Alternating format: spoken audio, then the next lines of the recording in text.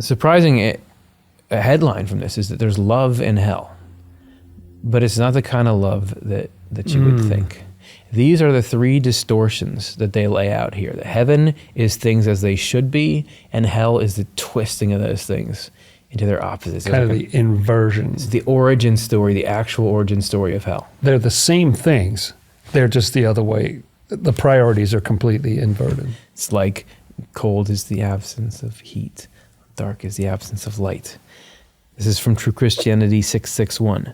They did so and said, so they turned, got some enlightenment, and this is what came out of their mouths. There are three universal characteristics of hell. We're starting with hell. They are the complete opposites of the universal characteristics of heaven. The universal characteristics of hell are the following three loves. Three loves. Okay, three loves. All right. So let's see what they are. A love for power that comes from loving ourselves. Love for, so there's sort of two loves in there in a way, but that's one of the three. It's where that love is sourced from. Yeah, right. Yep. Right. And so it's a love of power, but it comes from a completely self-centered perspective. Second, a love for possessing other people's wealth that comes from loving the world.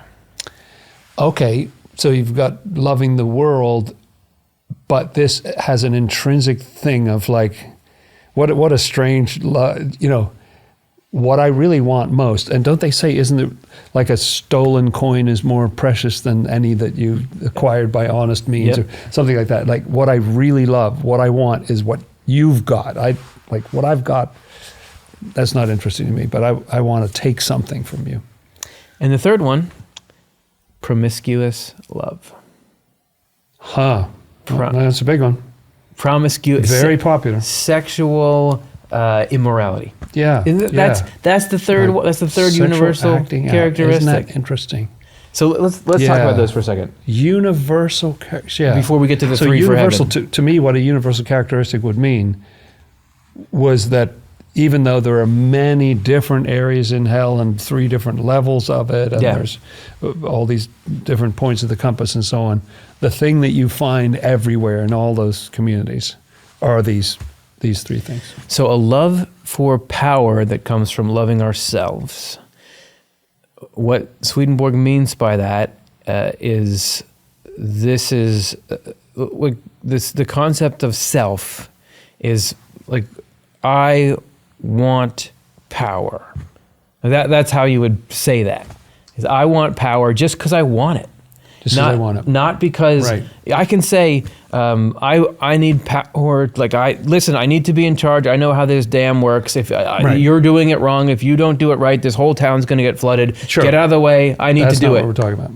Right. But the love of power. So that's what makes hell. And then a love of wealth from a love of the world, which elsewhere he defines as this is purely for the gratification you feel in having wealth, or the frivolous kind of superficial gratifications you can get from materialists. So it's selfishness, materialism, and licentiousness. Yes, and they're all antisocial. I mean, I can see why they're against heaven. Each of those things. Because the idea of dominating, which to me is the kind of word that comes to mind, like crushing your enemies. I've been listening to a audio book about the history of ancient Rome, and it's amazing how it's almost like the ring of power. Everybody wants to get. Oh wait, no, it's mine. And what they do with their rule of the world. It's not pretty most of the time. And so I can see that's antisocial. It's also antisocial to say, we're not going to have like everybody's going to have good things or something like that. No. I'm going to get all the good stuff. I'm perfectly happy if you don't have anything. Yeah. That would be great with me, because it would feed the thing that I Or it's like, I will steal what you need to live and feed your family. I'll steal it just to pad my... I've got plenty. Just to experience it. Like I don't care what this does to you. I just want it.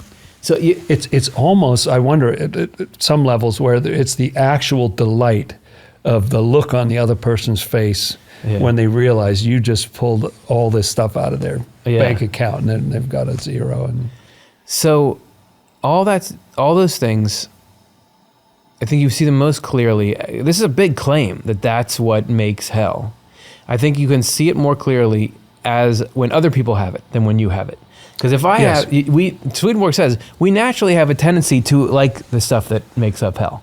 We like that. I like Oh, to yeah. be powerful. I like Yeah. to get my way. yeah, And I like to money's great. You rule over always, people. Always have more. Well, it's like you have 2 cookies and I have 1. I like having 2 cookies. That's great, and I like eat. But when other people have it, when somebody else is dominating you, you hate it. When Yeah, somebody that's- else is ruling, when you have to do what they want instead of what you want, you hate it. When somebody else has what you wish you had and you can't get it or you don't have enough, you hate that. How many movies have that scene where somebody's forcing somebody else to do something and they realize that the other person just has the upper hand? You know, whether through threat of violence or Yeah. whatever, they've got them wedged in through or threat of hurting somebody else that they love, whatever it is, that they just, I have to do this against my own will. And you can sense the resentment and the, oh, I hate you. And if I had the upper hand, Yeah. I would totally do the same to you, you know, kind of Yeah. like it breeds bad feeling. And the promiscuity part is also interesting because, like, it's very destructive of society for people to just be, you know, like sexual mayhem and cheating and everybody, you know, it breaks down the fundamental pillars of society. Well, let's look. I feel like we can understand all 3 of them, but that one in particular better if we see what's the universal characteristics of heaven. Okay, good. So I'm interested that the wise people started with the they're like- answer, you know, because he asked about both, didn't he? yeah, and even though the But hell they filed the hell report first. and hell is the derivative one. Hell is the It's the opposite. It's just the corruption. It's the inversion. Okay. But often Swedenborg says that it helps you to understand what goodness is. You know, if you really get how evil works, you can see what goodness is, the opposite of that. The universal characteristics of heaven are the following 3 loves, which are the opposites of the loves just mentioned. A love for power that comes from loving to be useful.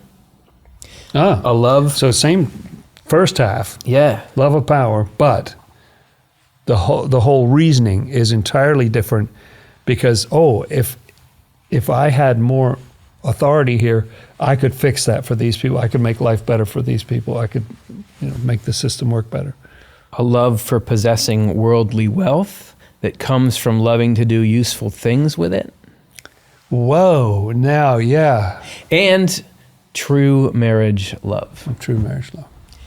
Did you thought what he was going to say? I'm not saying you thought, but just in general. Oh, yeah. you'd No, I if- think you're right. If hell is the love of power from the ruling and the love of material wealth and the love of promiscuity, what you think he's going to say is heaven is where you don't want to be powerful at all. It's a You love of serving. You have no possessions and you are abstinent. Yes, know? right. You'd think that's what, but it's you would not. think that's where he's going. And those are very time-honored theories about what's heavenly. But actually, what it is, the greatest thing in heaven is a love of power for the sake of usefulness. So whatever you're trying, everyone in heaven is doing something that's useful for people. Yeah, That's and what. loving being able to help, because it is a terrible feeling when you see a mess going on or you see somebody who's hurting and you cannot do anything, you know. Yeah. And so yes, you would love to have the power to address that situation and make it better. If I'm a And then the same thing with the wealth, having the wealth to be able to make a difference. if I'm a carpenter and I don't really know how to cut a board, I can't really build this thing for this person. But I want the power of being able to do that. If I had a second truck and some guys, we could really. Yeah. Same thing with worldly wealth. If my use is I'm taking care of children, my kids, I need enough money to give them what they need. You need that stuff. That's good. That's what heaven is. Heaven is not, I don't care about, well, we'll just go without because we're in heaven. Yeah, how useful if you just talk about another truck and some other guy. What if you were like a mammoth organized? What if you had like thousands of trucks? So Yeah. you could solve so many things for so many people at the same time. And then true marriage love, which Swedenborg talked about at length. He wrote a whole book on it that says that like a fundamental unit of happiness in heaven is that you can have a married couple, like he actually calls them one angel. So That's right. So that's one of the one of the bedrocks of what heaven is. So the promiscuity destroys that, and so that's everybody can be super into it. But that if you're into that promiscuity, you're in. That's what makes hell. And a lot of people, I think, sort of instinctively think. I think all of us, our own lower nature, thinks that those are the same thing. Like, sex is sex, it's all the same thing. And so what's the difference between marriage or if you love somebody or whatever? But Swedenborg said, there's a huge difference between whether it's destroying this thing, this institution that's good for society. Yeah. Is it destroying that, or does it serve that? Well, because he says that you can get married and stay married forever. Like he says, it's a building block of heaven, right? Like it's what the point of it is. The whole reason why people get, according to Swedenborg, the whole reason why people get Twitter-pated in the first place. That's a Bambi reference. Does everyone know that? Twitter-pated is like the word they use for like going to spring and all the animals start like, whoa, noticing each other. Go watch Bambi. The reason why there's that drive in the first place, like it comes out as reproduction here, and that's the way the human race continues. But there is a fundamental, human beings were made to join like that. And it goes, from that comes all the heavenly happiness.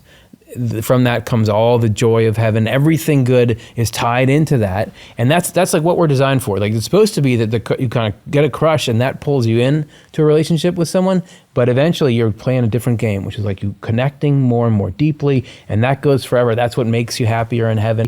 If you're engaging in stuff that destroys or I should say, engaging in fooling around outside that relationship destroys the ability for the two of you to stay connected.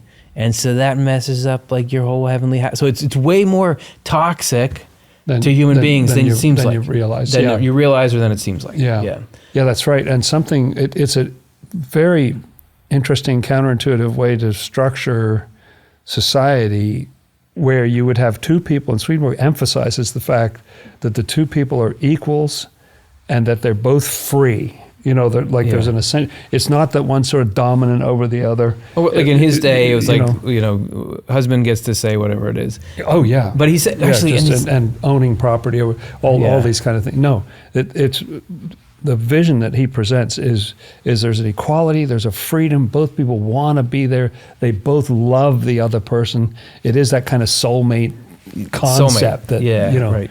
that is just in the culture somewhere. That idea that there's that perfect person, or not a perfect person, but perfect person for you. Like somebody who is just the right. You're made for. You're destined for this person. Right.